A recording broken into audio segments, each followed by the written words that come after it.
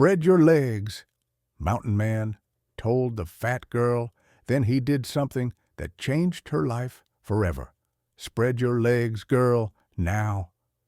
The words cut through the cold Montana air like a gunshot. For a brief, trembling moment, Charity Cherry O'Brien thought she was about to be violated. Her mind spun with terror as the heavy wagon wheel pressed against her thigh, pinning her to the rocky dirt road. Pain burned through her leg. Blood soaked her torn dress. The driver, who should have helped, had run off screaming into the woods, leaving her stranded halfway up Thunder Ridge. It was late autumn of 1883, and the sun had already disappeared behind the ridge. The forest around her was sinking into shadow. Wolves howled somewhere in the distance. The night air bit into her skin. When she heard hoofbeats approach, she prayed to God it wasn't bandits. Then the rider dismounted, a tall, broad-shouldered man with gray streaks in his hair and the steady eyes of someone who had seen too much death. "I'm a doctor," he said firmly, kneeling beside her. "You're bleeding badly. If I don't see the wound now, you'll lose the leg, or your life." Still shaking, Cherry obeyed. The man tore open his saddlebag, working with calm precision even as the wind howled around them. The smell of whiskey, leather, and pine filled the air.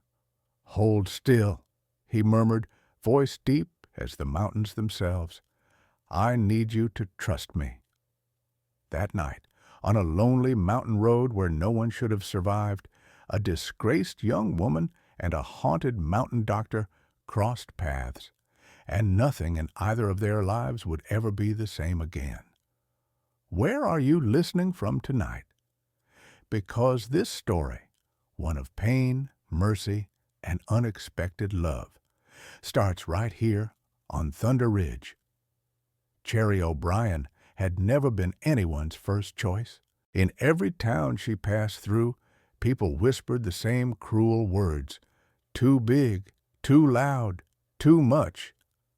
At 23, she carried the kind of body society mocked, a body built for hard work, not for beauty. Her red hair framed a face too soft, too round, and her green eyes were always full of apologies. She had come west chasing the smallest glimmer of dignity, hoping the Henderson Ranch in Montana would take her in as a cook. It was supposed to be a new beginning.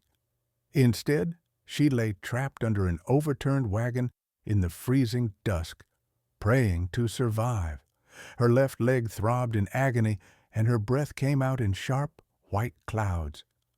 When she first saw the stranger approach, tall, lean, wrapped in a heavy wool coat, fear clenched her chest. Men on these roads were not known for kindness, but the way he moved told her everything she needed to know. He didn't hesitate, didn't leer. His hands were steady, his gaze clinical, almost sorrowful. "My name's Dr. Samuel Crawford," he said as he cut away the fabric from her leg. His voice was deep and careful, carrying both command and compassion. "I was a surgeon in the war. Don't panic. I'm here to help." Cherry blinked through tears. Why would you stop for me?" He looked up briefly, eyes glinting in the firelight from his lantern. "Because someone once stopped for me." As he worked, Cherry studied him through her haze of pain. He must have been near 40, though his face carried more years than that. A scar ran along his jawline, and his hair was streaked with gray like the ash in a dying fire. His coat bore the faint insignia of the Union Army. "You fought?" she asked weakly. He nodded.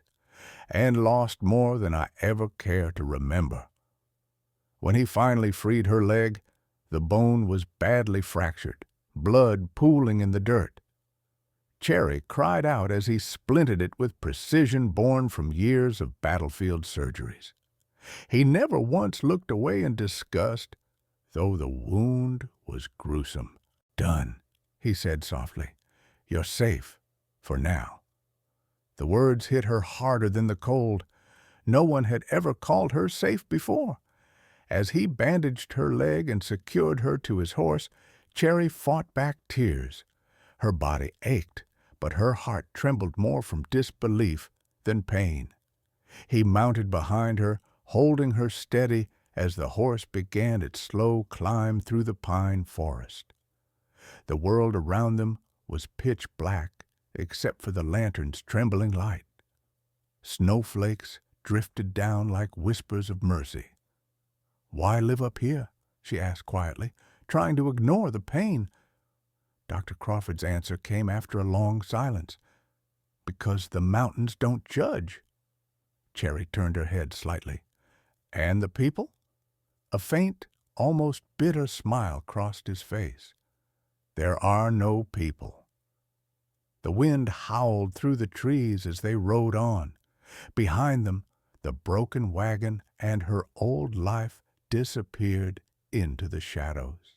For the first time in years, Cherry felt like the darkness wasn't swallowing her. It was carrying her somewhere new, somewhere she might finally be seen, not for her size or her shame, but simply as a woman worth saving. The trail to Dr. Crawford's cabin wound through the thick spine of Thunder Ridge like a living beast, narrow, cold, and treacherous. The horse's hooves crunched through frozen mud and pine needles, while the faint glow of Sam's lantern cut through the darkness like a small defiance against the night. Cherry clung to the saddle horn, her fingers numb, her leg pulsing with each step of the horse. The pain made her dizzy, but she tried to stay quiet. She didn't want to be a burden, not again. She had been told all her life that she was one. Behind her, Sam's voice was low and steady, his breath warm against the back of her neck. "If you start to fade, tell me. I won't have you passing out in this cold." She nodded, her teeth chattering. "How much farther?" "2 more miles," he said. "We'll make it." Every so often he shifted his weight carefully, making sure she didn't slip.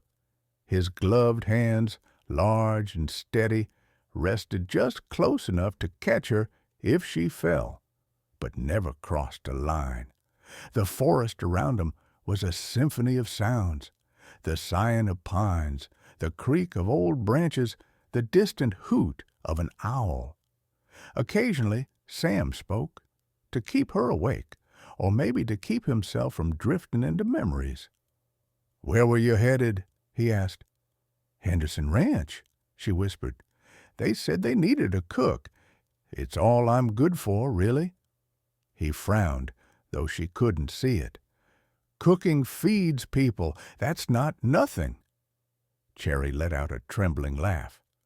"That's the kindest thing anyone said to me this year." Sam didn't respond right away. When he did, his voice was softer. "You'll hear kinder things before the night is over." A gust of wind swept through the trees, carrying a flurry of snow that caught in Cherry's hair. She tilted her head slightly, watching how the flakes glittered in the lantern light before melting on her lashes. It was strange how even in pain she felt a strange peace here in the silence beside this man. When they finally emerged from the dense forest, the landscape opened into a clearing blanketed in moonlight. Ahead stood a wooden cabin, modest but sturdy, smoke curling gently from its chimney. A single oil lamp burned in the window, casting a golden square of warmth against the snow. "Is that yours?" she asked faintly. Sam nodded. "Home." He helped her down carefully, wrapping a thick blanket around her shoulders. She winced as her foot touched the ground, but his arm was already there, firm and reassuring. Inside, the cabin smelled of pine sap, smoke, and something faintly medicinal, like camphor and herbs. The walls were lined with shelves of bottles and books. A wooden desk was scattered with medical tools, neatly arranged and shining in the lamplight. Sam guided her to a chair near the hearth. "Sit. I'll tend to your leg properly." Cherry tried to protest. "You've done enough. He cut her off gently. "You're under my care now. That means I see this through." As he worked, she watched him in the firelight, his brow furrowed, his movements precise, deliberate. His face was weathered, marked by years of worry and solitude, but there was something about him that radiated safety, an authority born not from power, but from compassion. At one point, she whispered, "You don't even know me. Why go through all this trouble?"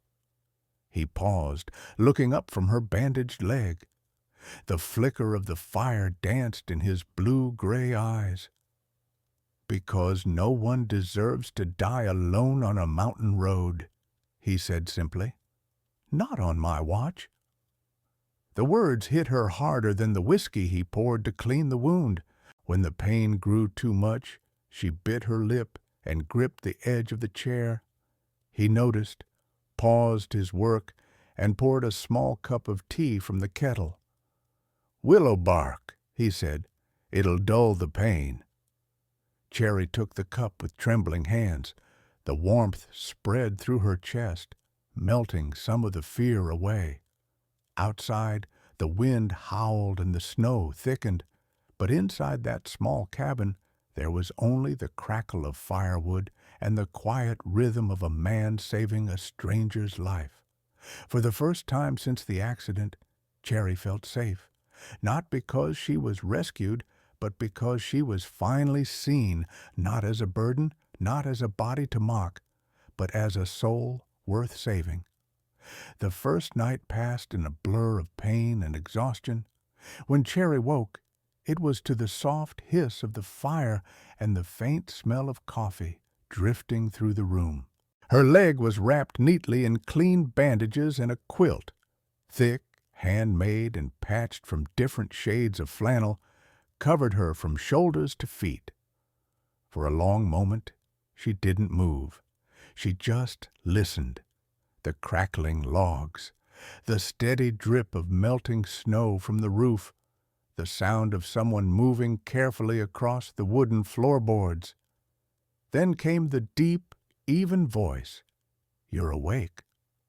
Dr. Samuel Crawford was standing by the stove, sleeves rolled up, stirring something in a pot. His hair was damp from snowmelt, his shirt open at the throat. The early light painted the cabin in hues of gold and smoke. Cherry tried to sit up, grimacing at the pain in her leg. He was beside her in a second, one strong hand bracing her back. "Easy," he said quietly. "You'll tear the stitches." Her cheeks flushed as he adjusted the pillows behind her. I don't mean to trouble you." He gave a faint smile. "If you were trouble, I'd have left you on the ridge." It was meant as humor, but his tone was so dry that Cherry couldn't tell if he was joking until she saw the ghost of amusement in his eyes. She let out a shaky laugh. "You've got a dark sense of humor, Doctor." He poured coffee into a tin cup and handed it to her. "Comes with the job." Over the next few days, Cherry learned the rhythms of the cabin, the way Sam rose before dawn to split firewood, the careful order of his medical tools, the small garden of dried herbs he kept hanging from the rafters. Despite the ruggedness of his life, everything was clean, deliberate, disciplined. She tried to help, but her injured leg forced her to rely on him more than she liked. Each morning he changed her bandages, checking the wound with a gentleness that surprised her. His hands were rough, scarred, yet precise, like a craftsman tending to something fragile. One evening, As he wrapped a fresh strip of linen around her calf, she asked softly, "Does it ever get lonely up here?" He tied the bandage, then sat back on his heels. "It's quieter than the war. That's all I ever wanted." "Do you ever miss people?" He looked at her for a long moment before answering, "Not the ones I left behind." She could tell there were ghosts behind his words, the kind that haunted in silence. Days passed into weeks. The wound began to close, and Cherry learned to move about with a crutch he'd made from a polished branch. She insisted on helping in the kitchen, peeling potatoes, washing dishes, stirring soup.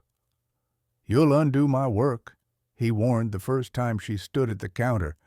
"I'd rather undo your work than sit feeling useless," she replied, eyes defiant but kind. He chuckled. "Fair enough, but if you faint, I'm not carrying you again." They found a rhythm together. Evenings became their quiet sanctuary.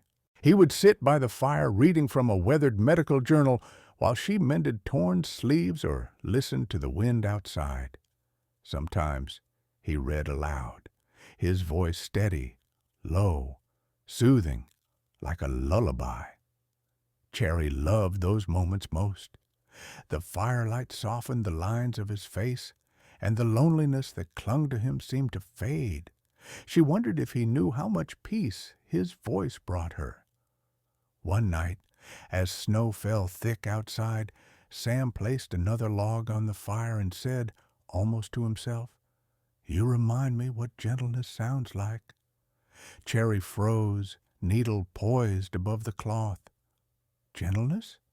He met her gaze. "Most people forget how to speak softly after they've seen too much pain. You haven't." Her throat tightened.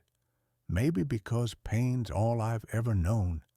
I just learned to speak around it." For a long while neither of them said anything. Only the fire spoke, popping, breathing, filling the cabin with warmth. As days stretched into months, spring began to melt the snow outside. Cherry's laughter filled the small cabin, a sound Sam hadn't realized he'd missed. She made the place brighter, warmer. She started to walk again, limping at first, then stronger each day. When she burned a batch of biscuits one morning, Sam just shook his head, smiling. "I've had worse meals in army camps." She swatted his arm with a rag. "That's not the compliment you think it is." He laughed, really laughed, and Cherry's heart fluttered at the sound. The mountain, once silent and somber, now echoed faintly with life again. For the first time in years, Sam found himself waiting for someone's footsteps, someone's voice. For the first time in her life, Cherry felt that her presence didn't take up too much space. It belonged. In that small wooden cabin, far from the cruelty of the world, two broken souls had begun to knit each other back together, stitch by careful stitch, like the bandages he tied around her leg, like the quiet mercy that had brought them both there. By the time the last of the snow had melted from Thunder Ridge, Cherry could walk on her own again. The limp was barely noticeable now, and Sam said she healed faster than most men he'd treated in the army. But while her body mended, her heart began to tremble for a different reason. The cabin no longer felt like a refuge. It felt like home, and that terrified her. Every morning she awoke to the sound of Sam chopping wood, his axe striking in steady rhythm, echoing through the valley like a heartbeat. Every evening she watched him wash his hands at the basin before dinner, sleeves rolled up, jaw tight with the weight of a man who'd seen too much. She had come to know his silences as well as his words. Sometimes he stared into the fire for so long that it seemed he was somewhere else entirely, somewhere full of gunfire and screams. One night, She found him sitting outside the cabin, alone under a sky of endless stars. His coat hung loosely over his shoulders, and in his hand was a silver locket. "Couldn't sleep?" she asked softly. He didn't look up. "Haven't slept much since '63. She stepped closer. "The war?" He nodded once. "And what came after?" He opened the locket, revealing a tiny portrait of a woman with kind eyes and a baby in her arms. Cherry's breath caught. "Your wife?" He nodded again. "And my son." His voice cracked on the last word. "They didn't survive the fever that swept through the camp after I came home. I tried to save them. God knows I tried. But a doctor can't always cure his own house." The silence between them was thick, sacred. Cherry lowered herself beside him, her hand trembling slightly as it brushed against his sleeve. "I'm sorry," she whispered. He finally looked at her. "Don't be. I tell myself I came here to forget. But maybe I just came here to punish myself." The words lodged deep in her chest. She wanted to tell him he'd already done enough penance. That kindness like his deserved forgiveness. But before she could speak, distant hoofbeats broke through the quiet night. Sam stood instantly, his body tense. "Stay inside," he ordered. Cherry obeyed, peering through the window as 3 riders emerged from the trees, 2 men and a woman. Their clothes were dusty, their horses thin, and one of them wore a deputy's badge that caught the moonlight. When Sam stepped outside, the deputy called, "We're looking for a runaway named Charity O'Brien. Worked for the Hendersons. Wagon crashed last winter. Figured she died." Cherry froze. Her heart slammed against her ribs. "Runaway." The word cut like a knife. Sam's voice was calm but guarded. "You figure wrong. No one's been through here all winter." The woman on horseback leaned forward, eyes narrowing. "You sure about that, Doc? Heard tell you used to be a man of the law before you buried yourself up here." Sam's jaw flexed. "I'm a doctor, that's all." The riders exchanged looks. The deputy spat into the snow. "If you see her, let us know. She's accused of stealing from the Henderson ranch. Payroll money went missing the same week she vanished." When they rode off into the trees, the silence they left behind was deafening. Sam turned back toward the cabin. Cherry stood in the doorway, her face pale, her hands shaking. "It's not true," she said, voice breaking. "I never stole anything. They blamed me because I was easy to blame. The rancher's son took it. I saw him. But who'd believe the fat cook over the owner's blood?" Sam's eyes softened, but his face was unreadable. "You should have told me." "I thought it didn't matter anymore," she whispered. "I thought I could start over here." He stepped closer. "You can. But lies, no matter how small, follow us like shadows." Tears welled in her eyes. "Are you sending me away?" He hesitated. The old soldier warred with the healer inside him. Finally, he said quietly, "No, but I need to know who I've let into my home." Cherry's voice trembled. "Then look at me, Doctor. You've known me for months. You've seen my fear, my pain, my scars. Is that not enough to know I'd never harm anyone?" For a long time, he said nothing. Then slowly, he reached out, cupping her cheek in his calloused hand.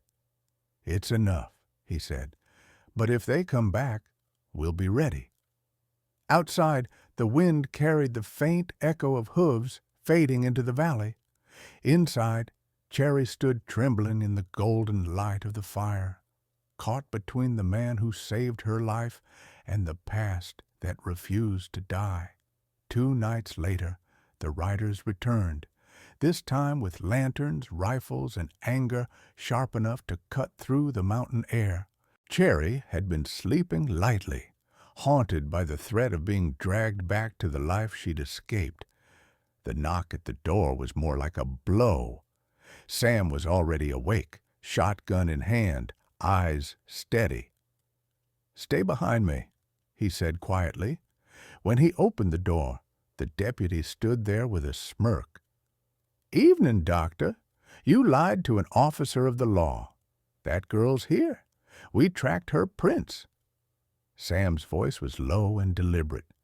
"She's under my care. You'll need more than accusations to take her." The deputy's lip curled. "You protecting a thief now?" Cherry stepped forward, her face pale but her voice steady.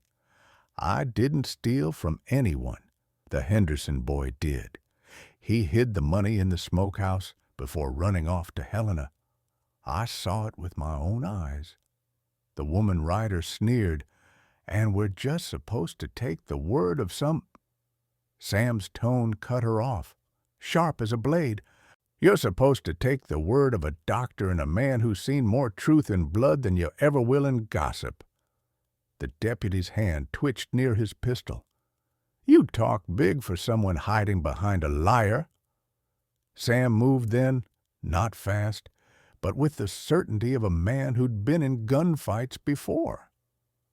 The barrel of his shotgun rose just enough to make his message clear. "You take one more step toward her, and I swear I'll put you down faster than any battlefield wound."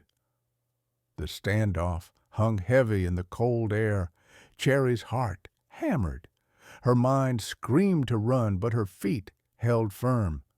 She saw the same steel in Sam's eyes that she had glimpsed that first night. The man who didn't back down when someone needed protection. Then the woman rider broke the silence. "He's not worth it, Tom. Let's go. Ain't no pay for dead lawmen." The deputy hesitated, then spat into the snow. "You'll regret this, Crawford. Harboring of fugitive's a hanging offense." Sam didn't blink. "Then you better bring a tall tree." The riders turned their horses and disappeared into the woods, their lanterns flickering out one by one until only the cabin's firelight remained. Cherry stood in the doorway, shaking. "You could have been killed." Sam lowered his gun, breathing hard. "So could you." Tears welled in her eyes. "Why do you keep risking yourself for me?" He set the shotgun aside and stepped close, close enough that she could feel the heat radiating off him. His voice was raw when he spoke. "Because the night I found you, something in me woke up again. I don't know if it's love, redemption, or madness, but I'll be damned before I let the world take it from me." Her breath caught. For a moment, neither moved. Then she reached up, resting her trembling hand against his chest. "I believe you," she whispered, "and I'm not running any more." The fire cracked, the mountain wind roared, and in that fragile space between danger and safety, between past and promise, two broken lives finally stood side by side, not as doctor and patient, but as equals ready to fight for the life they'd built. Spring came late to Thunder Ridge. When it finally arrived, the valley filled with bird song and the slow thaw of life returning. Snowmelt turned to streams that glistened like ribbons through the pine forest. Inside the cabin, warmth was no longer only from the fire. It came from laughter, from the scent of bread baking, from the way Sam's hand brushed Cherry's shoulder as he passed her a cup of coffee. The days grew longer, gentler. The world outside could still come knocking, but it no longer frightened her. She'd found a kind of strength here that no one had ever given her before, a strength born of being seen, believed, and loved without condition. Sometimes, as the sun set behind the ridge, Cherry would stand on the porch, her healed leg aching slightly but steady beneath her. Sam would join her, silent as always, but his presence was enough. They'd watch the sky burn orange, then fade into violet. One evening, as dusk deepened and the first stars began to shine, Sam spoke quietly beside her. "You could still go back east if you wanted, start fresh somewhere new." Cherry turned toward him, her green eyes glowing in the twilight. "I already did. Right here." He looked at her for a long moment, then reached out and took her hand. Their fingers intertwined, rough and gentle all at once. Behind them, the cabin glowed warm against the night, their small, stubborn light in a world that had tried to snuff them out. "Then stay," he said simply. "It's your home now, if you'll have it." Cherry smiled through quiet tears. "I already do." And somewhere beyond the pines, the mountains exhaled, peace settling over Thunder Ridge at last.